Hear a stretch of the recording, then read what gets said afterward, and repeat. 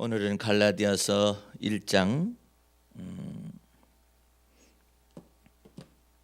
13절서부터 17절까지 보도록 하죠. 내가 이전에 유대교에 있을 때에 행한 일을 너희가 들었거니와 하나님의 교회를 심히 핍박하여 잔내하고 내가 내 동족 중 여러 연갑자보다 유대교를 지나치게 믿어 내 조상의 유전에 대하여 더욱 열심히 있었으나 그러나 내 어머니의 태로부터 나를 택정하시고 은혜로 나를 부르시니가 그 아들을 이방에 전하기 위하여 그를 내 속에 나타내시기를 기뻐하실 때에 내가 곧 혈육과 의논하지 아니하고 또 나보다 먼저 사도된 자들을 만나려고 예루살렘으로 가지 아니하고 오직 아라비아로 갔다가 다시 다메섹으로 돌아갔노라. 아멘. 사도 바울은 이전 날의 자기 자신과 이후에 변화받고 난 자기 자신에 관해서 회고를 하고 있습니다. 그 까닭은 사도 바울이 받은 계시가 복음 계시가 정확하게 말하면 복음 계시라고 표현하면 되겠습니다. 복음 계시가 12절 말씀, 이는 내가 사람에게서 받은 것도 아니요 배운 것도 아니요 오직 예수 그리스도의 계시로 말미암은 것이다.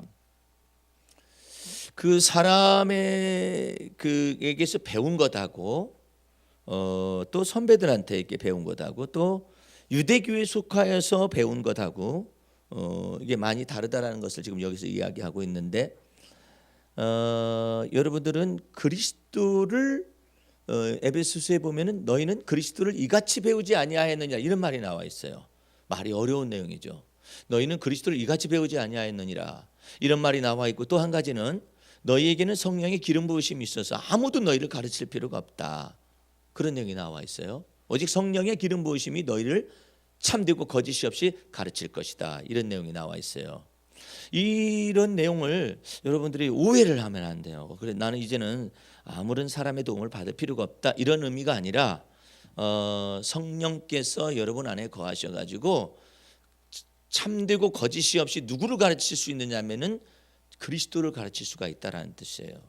그러면 여러분들이 그리스도를 배우기 위해서는 성령의 기름 부으심을 받아가지고 자꾸 그리스도를 배워야 하는 것이 필요한 것이죠. 오늘 우리 박순하 군사님 찬양을 했는데 내가 성령으로 찬양을 부르고 있다는 사실을 알고 있었어요. 그런데 여러분도 알고 있었습니다. 할렐루야. 달라요. 내가 부르는 거하고 성령께서 내게 성령의 기름 부으심을 부어서 무엇인가 우리의 영은 아는데 우리 혼은 깨닫지는 못해요. 자, 뭔가 그렇지만은 다 같이 공감할 수 있는 찬양을 했다라는 것을 알 수가 있어요. 내가 뒤에 있으면서 성령께서 내게 그와 같은 내용을 감동을 가지고 여러분에게 해석을 해주고 있는 것이거든요. 근데 그 해석하는 내용이 뭐냐면 우리 박순하 권사님은 자기 자신의 어떤 정체성을 세워나가기에 굉장히 그 어려운 길을 삶의 과정을 지나왔어요. 예. 그래서 내가 다 듣지는 못했었지만 어쨌든 자기 자신의 정체성을 세워나가는 것이 쉽지 않은 그런 형편의 사정에 있었던 분이시거든요. 그렇기 때문에 예를 들어서 내가 그리스도를 믿는 것은 상관이 없어요. 근데 문제는 이제 그리스도가 이제 내 안에 들어오셔서 나를 뭐 하시려고 하냐면 이게 빌드업이라고 그래요. 이 세워나가시려고 그래요. 나를 세우려고 그래요.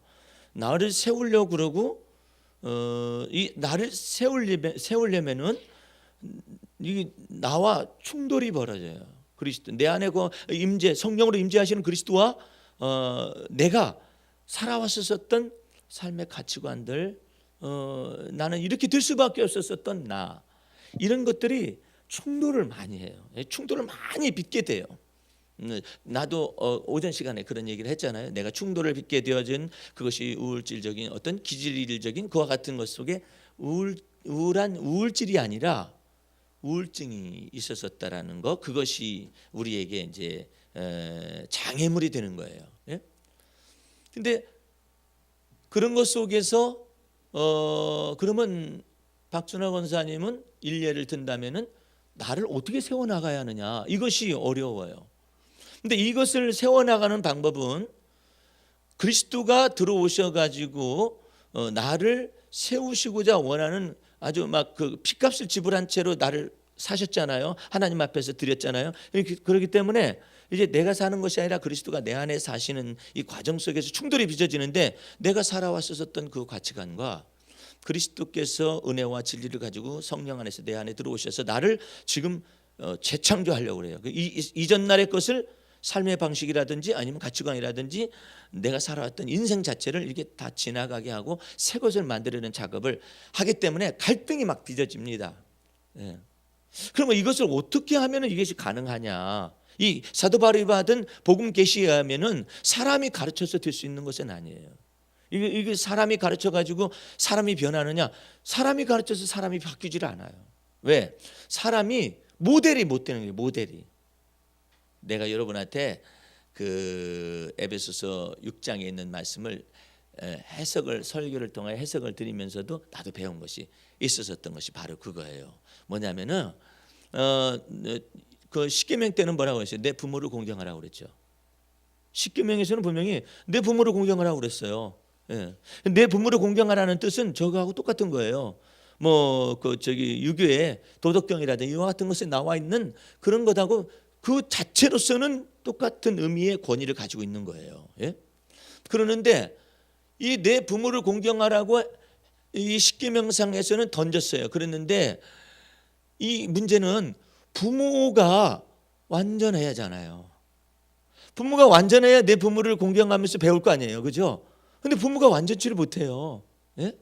완전치를 못하기 때문에 이제 그리스도 예수 안에서 새로운 5계명이, 10계명 중에 5계명, 내 부모를 공경하라, 이것이 어떻게 들어오냐면 그리스도 안에서, 주 안에서 내 부모를 공경하라 이 말이에요. 예. 이건 무슨 뜻이에요? 부모도 그리스도를 공경하는, 경외하는 것을 배워야 해요. 그 부모가 그리스도를 이와 같은 어려운 때에 내가 그리스도 주님을 바라보았다, 내가 이와 같은 때에 하나님을 경외했던 것과 같이 너도 나를 본받아라, 이렇게 말을 하면은 자식들이 이해를 합니다. 근데 부모가 완벽한 사람은 아무도 없잖아요. 아무도 없지만은 우리에게 믿음의 주여 우리를 온전케 하시는 예수 그리스도는 어제나 오늘이나 영원토록 동일하시잖아요. 그렇기 때문에 이 속에서 갈등의 문제를 어떻게 해결할 수가 있느냐면은 내가 그리스도를 본받는 것처럼 나를 본받으라 하는 것이지, 내가 완벽한 도덕적 성품을 가지고 있으니까 너희는 나를 본받으라 말하면 반발하기 시작합니다. 자녀들이. 예? 그러나 무엇을 할 수 있느냐? 내가 이와 같이 어려운 상황 속에서 내 믿음의 주요, 내 나를 완전케 하시는 그리스도를 바라보는 것은, 그 바라보는 그와 같은 신앙의 형태를 자녀들 보고 본받으라고 말할 수는 있잖아요. 예? 그래서 그와 같은 것들이 다른 점이에요. 그래서 여러분들이 내가 부모로서 완벽하지 못하기 때문에 자녀들에게 가르칠 것이 없다, 이렇게 말해서는 안 돼요. 내가 완벽하지 못하기 때문에 나의 믿음의 주여 나를 온전케 하시는 이 예수를 바라보면서 살아왔잖아요. 근데 그 예수를 바라보는 거, 그때마다 때마다 일마다 예수를 바라보고 때마다 일마다 나를 온전케 하시는 그리스도를 내가 바라봤었던 그것을 너도 본받아서 너도 그리스도를 본받아 봐라, 이렇게 할 수는 있잖아요. 그러니까 나를 본받아라 그러면 문제가 있어요. 내가 완전치 못하기 때문에. 부모로서 나도 완전치 못하잖아요. 어떻게 완벽할 수가 있겠어요? 그런데 이전 날의 십계명, 모세의 십계명 속에서는 부모를 공경하라 하겠다. 그런데 그 부모가 완전치 못하는데 어떻게 부모를 공경할 수 있겠느냐라는 것 때문에 자녀들 속에서 뭐가 발생해요? 분노가 발생해요. 그래서 자녀들을 노엽게 하는 거예요. 네?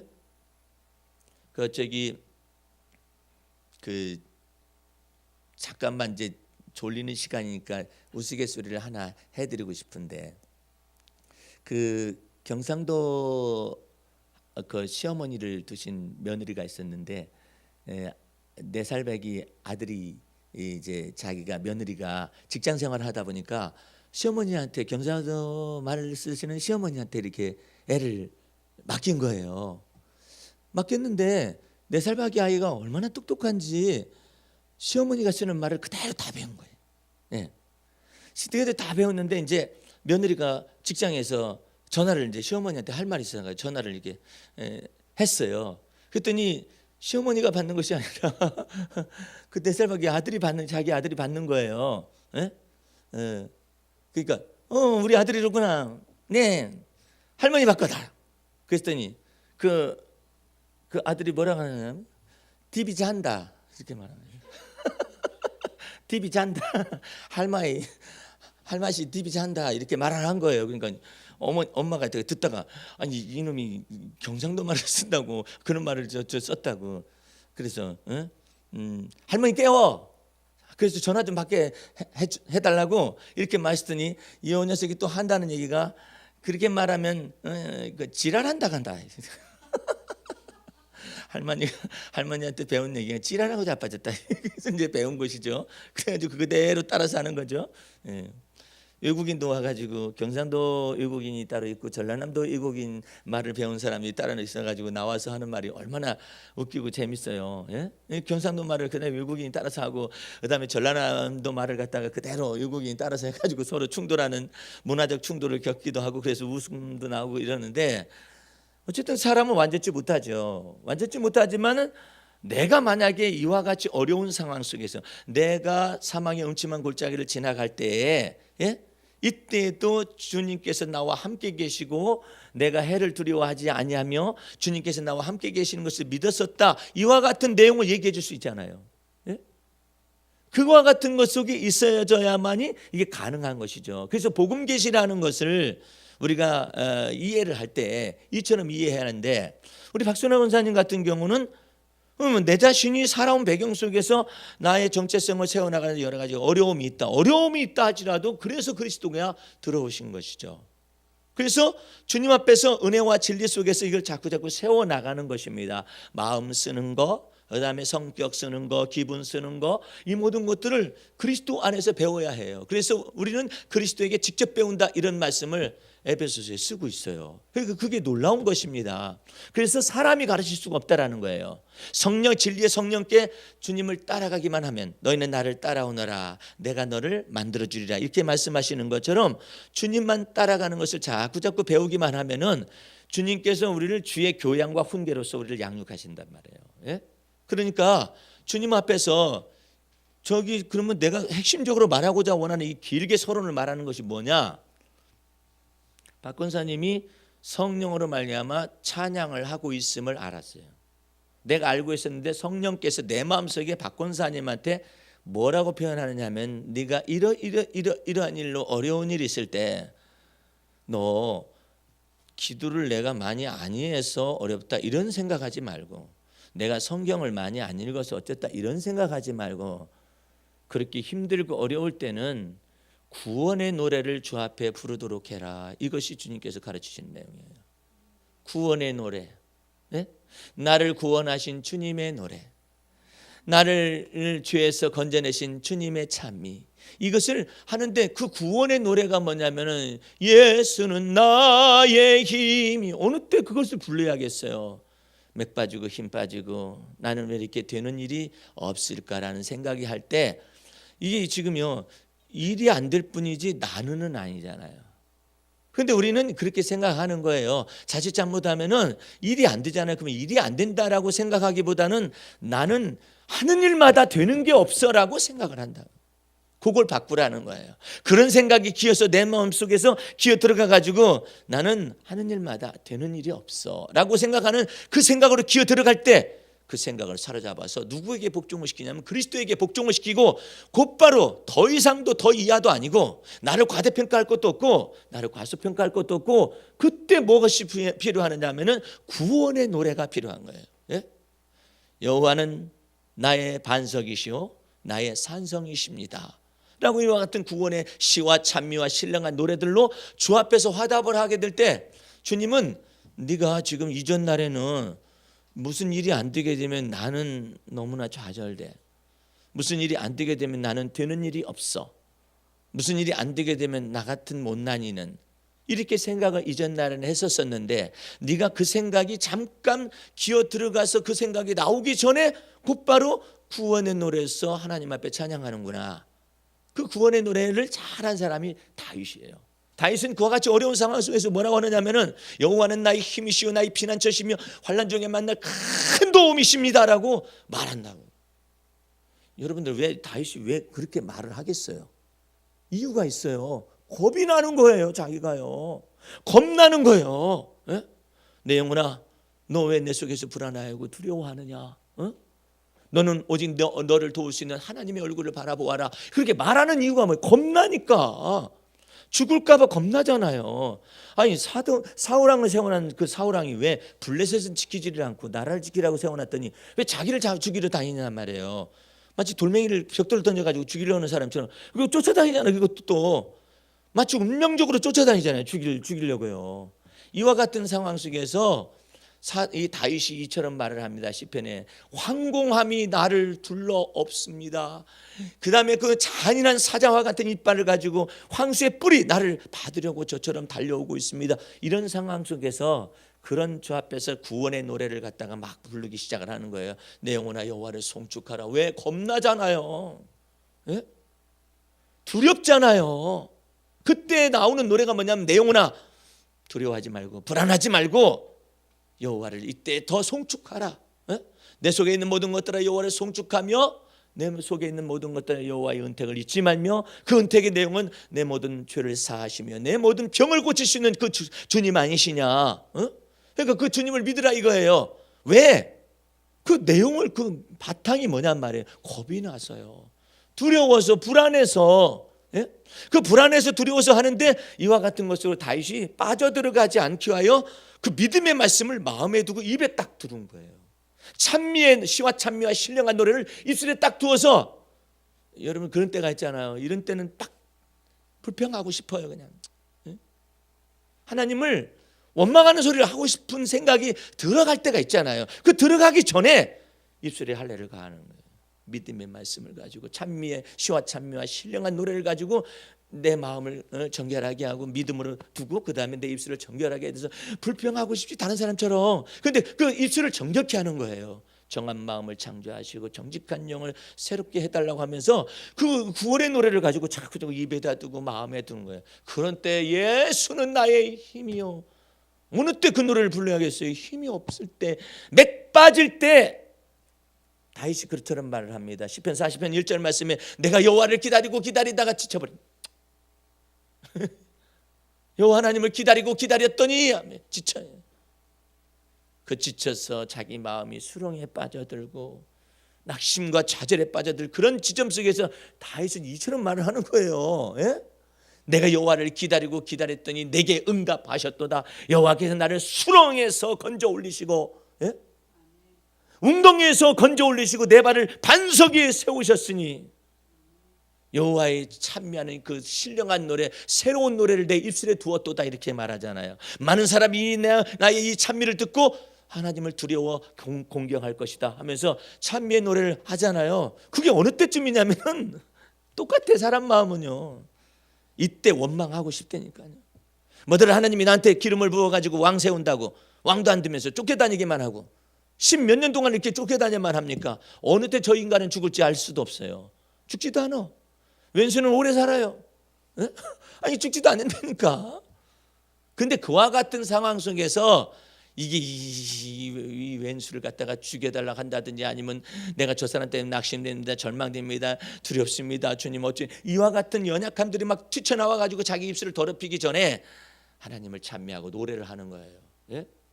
구원의 노래로서 내 마음과 생각 속을 가득하게 채우는 것을 연습을 한 거예요. 오늘 박 권사님도 그런 성령에 충만하여서 그와 같은 것을 지금 이때 주님께서 시범적으로 성령을 찬양을 회중 앞에서 부를 때 성령을 한 바가지는 아니겠죠. 이렇게 조금 탁 부어가지고 그때 찬양하는 것을 통하여서 힘을 얻되 이것이 네 성품이 되어지도록 예? 시와 찬미와 신령한 노래로서 하나님을 노래하는 것이 아예 성품이 되어지는 거예요. 그것을 다윗은 부지런히 했어요. 그래서 입에 괴사가 없는 거야. 간사한 마음과 생각이 들어올려 가더라도 내가 이때 여호와를 바라보지. 마귀가요 다윗을 향해 뭐라고 한 줄 아세요? 너는 제명에 못 살고 죽을 거다 그래. 마귀란 놈이 너 잘 되나 보자. 마귀란 놈이 그래요. 야, 네 원수가 저렇게 시퍼렇게 살았어. 저거 죽지도 않아. 넌 곧 죽을 거야. 하면서 이렇게 막이라더니 이 다윗을 향해서 막 원수의 앞제를 공격을 하거든요. 그 공격을 할 때마다 다윗은 이처럼 말을 합니다. 내가 여호와께 아뢰올 때 내 원수가 물러가리로다. 놀라운 얘기예요. 시편 57편에 6편에 나와 있는 그런 내용들이거든요. 이게 시가. 그러니까 그때쯤에서 다른 사람 불평하고 앉아 있어요. 그때쯤에서 다른 사람 원망하고 있었어요. 그때쯤에서 다른 사람은 좌절하고 있었는데 그때쯤에서 여호와는 나의 반석이십니다라고 믿고 있어. 그래서 나를 수렁에서 건져 올리시고 내 발을 든든한 곳에 세우셨나이다. 그걸 마음속에 믿고 있어요. 그게 영혼의 값어치의 차이가 나는 거예요. 오늘 여러분들 복음 계시를 받아가지고 사람이 그리스도를 가르칠 수 있는 게 아닙니다. 여러분 안에 거하시는 진리의 성령께서 십자가의 보배 피값으로 여러분을 구속하셨기 때문에 진리의 성령님이 여러분 속에 이와 같은 시와 찬미와 신령한 노래와 같이 아니면 믿음의 말씀이 내 마음에 있고 내 입술에 있게 하여서 여러분을 죄에서 건져내시고 여러분을 부정한 입술 속에서 다 건져내시고 부정한 생각과 이 가치관 속에서 딱 건져내셔서 새 것 딱 만들어버립니다. 그리스도 안에서. 그러면 영혼이 꼭 귀한 거예요. 값어치가 있는 거예요. 예? 그런데 거기다 대고 금방 실망하고 금방 낙담하고 금방 좌절하고 이렇게 해서 좌절에 빠져 있는다든지 이렇게 될 때 주님께서는 슬퍼하시게 돼요. 예? 이제 여러분들 사도 바울 속에서 내가 내 선배들이 나를 이 복음 계시를 가르친 것도 아니고 그 다음에 또 유대교에서 나를 갖다가 이렇게 만든 것도 아니고 이것은 오직 이 마지막 말씀 보십시다. 15절 말씀. 그러나 내 어머니의 태로부터 나를 택정하시고 은혜로 그 다음에 나를 부르셨어요. 택정은 오래전에 우리가 알 수가 없어요. 그런데 부르실 때는 알고 있어요. 나를 택정하신 상태 속에서 나를 그 은혜를 나타내 가지고 불러주셨다 이 말이죠. 부르시니까 그 아들을 이방에 전하게 하기 위하여 그를 내 속에 나타내시기를 기뻐하실 때에 내가 곧 혈육과 의논하지 아니하고 나보다 먼저 된 사도된 자를 만나려고 예루살렘으로 가지 아니하고 오직 아라비아로 갔다가 다시 다메섹으로 돌아왔노라. 이처럼 말을 하고 있어요. 아라비아로 가서 무엇한 것은 다음 주에 듣도록 하겠습니다만은 여러분들 이 언어 속에서 이 사도 바울의 언어 속에서 아주 보석과 같은 언어를 여러분들 잘 보셔야 해요. 자, 16절 보시기 바랍니다. 그 아들을 이방에 전하기 위하여 그를 내 속에 나타내시기를 기뻐하실 때 하나님은 하나님을 사랑하는 자들에게 자기 자신을 나타내시는 것을 즐거워하시고 기뻐하셔요. 하나님을 경험하시기 바랍니다. 하나님의 선하심을 맛보아하시기 바랍니다. 성령으로 말미암아 날마다 하나님을 만날 수 있어요. 내 마음속에서 나에게 나타내시기를 기뻐하신다니까요. 어떻게 하면 믿음으로 기도하면 구원의 노래를 내 입술에 두게 되면 주님께서 여러분과 나를 위로하는 영으로서 더한 입혀주시고 또한 희락의 기름의 성령으로서 여러분을 부어주시고 이럴 거예요. 그 대신에 테스트를 합니다. 네가 믿음의 말씀 위에 네 마음을 세우고 있을는지. 불평하는 환경인데 너 끝이 안 보이지? 이런 환경 속에서도 바랄 수 없는 중에도 바랄 수 있게 하시는 하나님을 바라볼 수 있느냐? 응? 너 죽은 자를 살리시는 하나님을 바라볼 수 있느냐? 없는 것을 있는 것처럼 부르실 수 있는 그 하나님을 바라볼 수 있느냐? 그거 테스트해요. 테스트하고 난 다음에 주님께서 성령을 붓되 요만한 종자기로도 부어주실 때가 있고 어떤 때는 바가지로 부어주실 때가 있고 어떤 때는 그냥 왕창 갖다 부어주실 때가 있고 이와 같은 것을 통하여서 하나님은 여러분 속에 성품을 만드시고자 원해요. 하나님의 성품 만들려고 해요. 하나님의 성품이 되면은 이제는 저절로 돼요. 항상 기뻐하라가 저절로 돼요. 범사에 감사하라가 저절로 돼요. 항상 선을 쫓는 것이 저절로 돼요. 예? 얼마나 감사해요. 그래서 주님의 놀라운 복음 계시 속에서 사도 바울이 주님의 성령으로 말미암아서 자기 자신을 그 계획을 갖다 나타내신 것처럼 여러분을 향하신 하나님의 모든 계획들, 일을 행하시며 일을 지어서 성취하시는 하나님을 바라보고 바랄 수 없는 중에도 바랄 수 있게 만드신 하나님을 바라보고 내가 알지 못하는 크고 비밀한 일을 우리에게 보여주실 것을 믿는 믿음 안에서 살아가시기를 주의 이름으로 축원합니다. 기도하겠습니다.